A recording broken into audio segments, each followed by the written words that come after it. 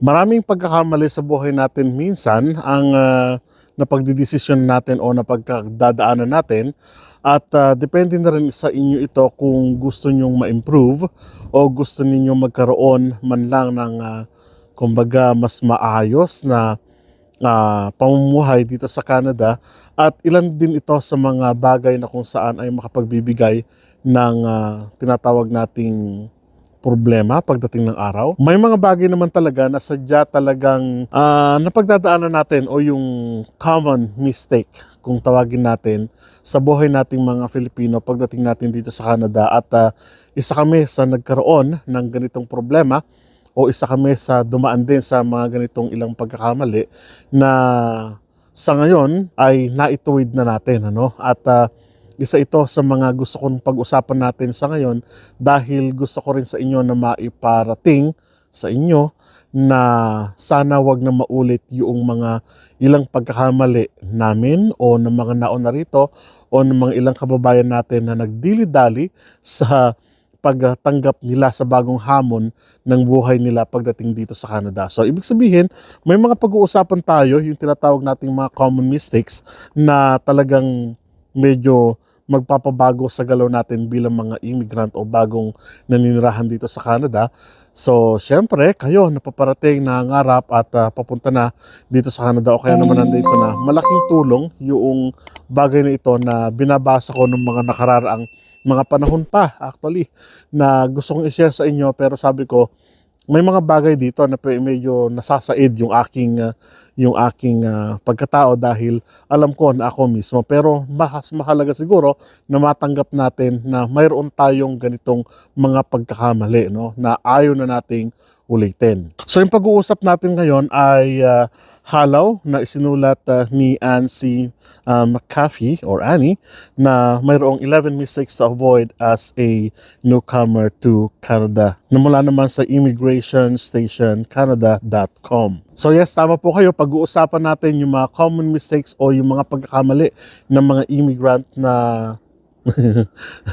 natatawa ako kasi habang binabasa ko ito, mayroon din akong mga ganitong pagkakamali na ayaw na nating maulit sa inyo, no? So, mayroon tayong 11 pero papahapyawan ko lang para nang sa ganun ay mas madali nating mas maintindihan, ano? Una po, mistake number 1, making assumptions about Canadian culture. Tama po, naririnig ninyo na ang Canada ay multicultural country pero it doesn't mean na alam na natin lahat. So, magkaroon pa rin po kayo ng research o pag-aaral nang pagdating nyo dito ay hindi kayo mabigla na yung parang sinasabing multicultural ay ganito pala. Ang kultura ng Canada ay kakaiba sa lahat sapagkat binibigyang halaga pa rin talaga ng gobyerno ng Canada yung kung ano ang mayroon sila ngayon. For instance, yung tinatawag nating sa usapin ng mga First Nations natin dito sa Canada at yung mga immigrants kung tawagin natin ay mayroong iba't ibang approach, mayroong iba't ibang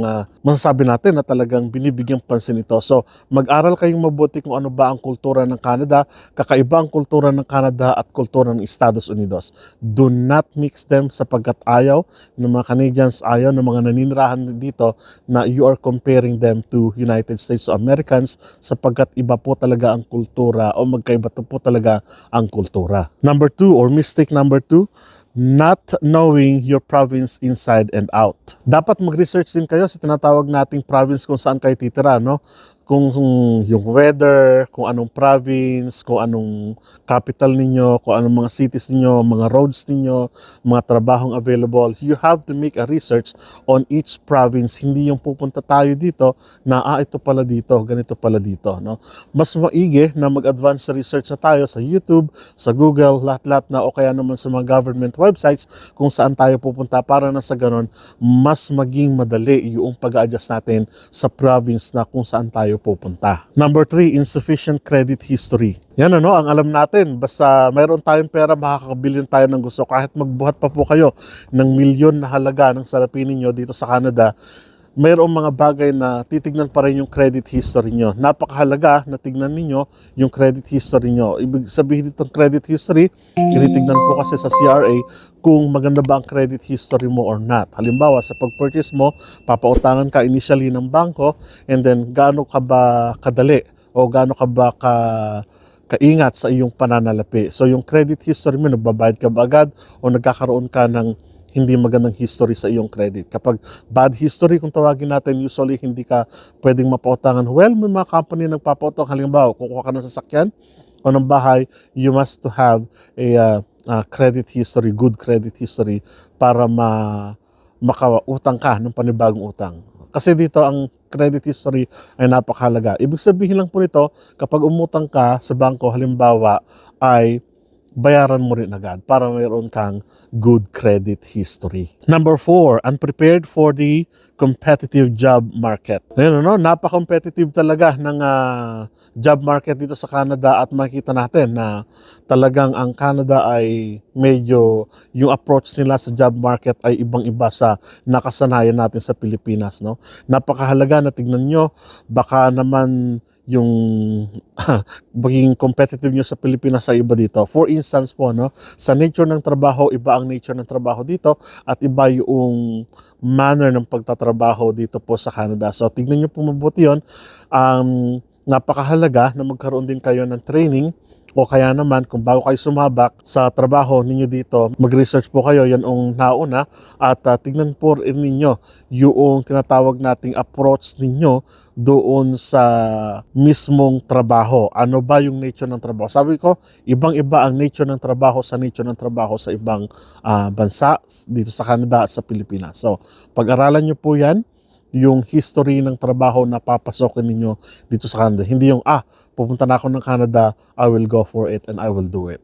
Make a research po. Make a research. Number 5, delay setting up crucial social services. Napakahalaga na magkaroon kayo ng connection sa mga social services. For instance, yung tinatawag nating income tax number natin, dapat masecure nyo po yan sapagkat lahat ng transaction ninyo sa mga susunod na panahon ay kailangan ninyo ng tinatawag nating income tax number. So napakahalaga po yan and tignan nyo pong mabuti bago kayo sumabak, bago kayo mangutang dito sa Canada, talagang kailangan nyo po yun kasi sa credit history niyo, bago kayo pumunta ng bangko, bago kayo lahat-lahat, punta po kayo ng Service Canada at hanapin niyo po doon kung nasan po yung gumagawa o yung nagbibigay ng social insurance sa number niyo sapagkat lahat ng transaction niyo sa health card niyo, lisensya niyo, lahat po yan ay kakailanganin niyo in the future. So napakahalaga na makuha po ninyo yung social insurance number ninyo, yung SIN.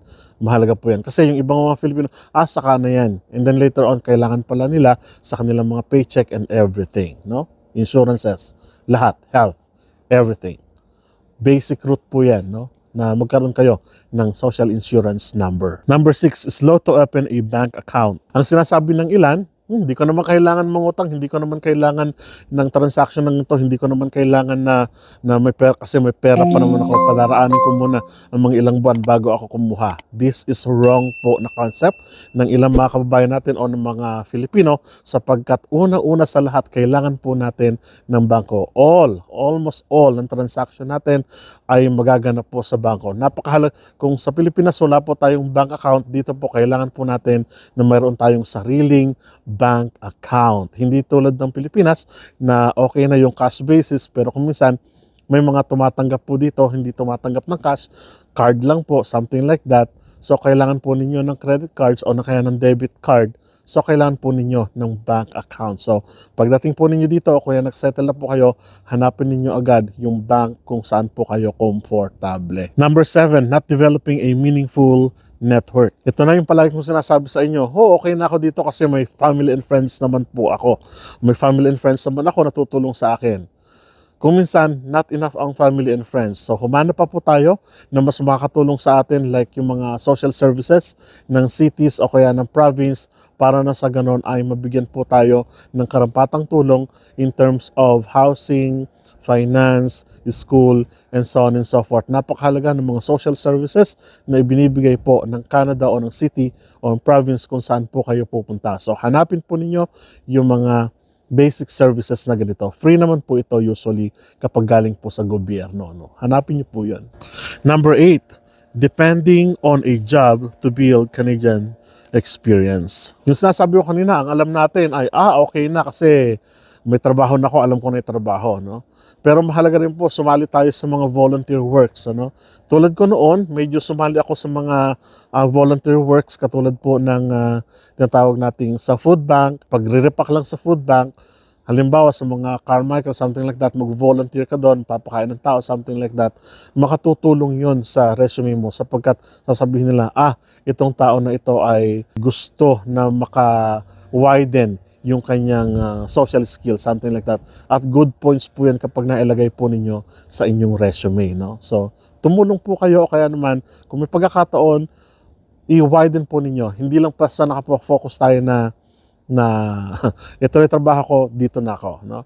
Good points din po pagdating na araw na meron kayong mga, not necessarily, pero sabi ko, good points din po yon. Number 9, making high initial expenses. Ito na, yung isa sa mga pagkakamali ng mga kababayan natin, ano? At kami, sabi ko nga kanina, din kami yan, guilty din kami yan. Noong una, kailangan ko ng bed, kailangan ko ng kumot, kailangan ko nito, bili ko na yung ganyan. Kung kaya po natin magtiis balang araw na pagdating po natin dito, magtiis po tayo sapagkat hindi talaga biro sa mga unang bahagi ng buwan dito sa Canada at tignan nyo pong mabuti no, na yung expenses ninyo ay hindi po mag-suffer yung mga susunod na buwan ninyo pagdating po ninyo dito. Kung kaya magtiis po muna tayo. Kung halimbawa yung bed na walang bed na walang bed frame po muna. No? Makakahiga naman tayo sa kama. Kung halimbawa, hindi kayo dati sa Pilipinas, meron kayong mamahaling purse o bag, samantalang dito ay simple lang, something like that, o kaya naman gusto nyong bumili ng mga Louis Vuitton, Gucci, something like that, tiisin po man ninyo. Well, kung may extra kayong pera, why not, di ba? Nasa sa inyo po yon. Pero hanggat maaari, magtipid po pagdating sa unang bahagi ng buwan sapagkat crucial po ito talaga. Number 10, not seeking out free settlement services early enough. Ayan not seeking services. Mahalaga na magpatulong kayo sa mga kamag-anak ninyo, kabigan nyo dito o sa mga employer kung sino ang kumuha sa inyo na mag-seek ng advice mula sa mga social services o kaya sa mga services na binibigay ng gobyerno o kaya ng munisipyo para na sa ganun makatulong na malaki sa inyo in the future. Hindi lang basta-basta po ito na okay na, tapos na. Nandito na kami sa Canada. Hindi lang po basta ganun, no? Kailangan nyo pa rin po ng tulong para mas madali kayong maka-adapt sa lipunan na ginagawa ninyo. Yun lang po ang ibig sabihin noon. Number 11, lack of contingency plan. Yan, medyo guilty tayo dyan sapagkat ang sinabi ko noon, isang buwan, susweldo na ako noon. Tama, sumweldo naman ako, pero paano yung mga ibang expenses mo pa dito? Bibili ka ng bigas, bibili ka ng ulam mo, pagkain mo, bus pass mo, o yung bus ticket mo, something like that. So, dapat yung contingency plan mo, mag-a-advance ka palagi ng 1 to 3 months in advance. Para sa ganun ay hindi mabitin yung budget mo pagdating mo dito. Kasi kailangan mo talaga ng budget pagdating ng panahon na nandito ka na at yung budget na yun, baka kulang. So, magdagdag ka na ng kaunti. Mas mainam na yung nagdadagdag kaysa sa nagkukulang. Di po ba? Lalo na kapag may family tayo, nakasama natin dito. I hope yung mga pagkakamali na yon ng mga kababayan natin, ako mismo nakaranas ng ilan sa mga yon dahil hindi na pagplanuhang mabuti sa una, pero thank God ay napagtagumpayan naman. So tignan nyo mabuti yon at pag-aralan nyo mabuti na hindi maulit sa inyo ito. Kaya binabahagi ko na ngayon sa inyo yung mga common mistake na yon ng mga bagong immigrant dito sa Canada o naninirahan dito sa Canada na hindi na po maulit. So maraming salamat at kita-kita po tayo sa mga susunod na vlog. Hanggang sa muli.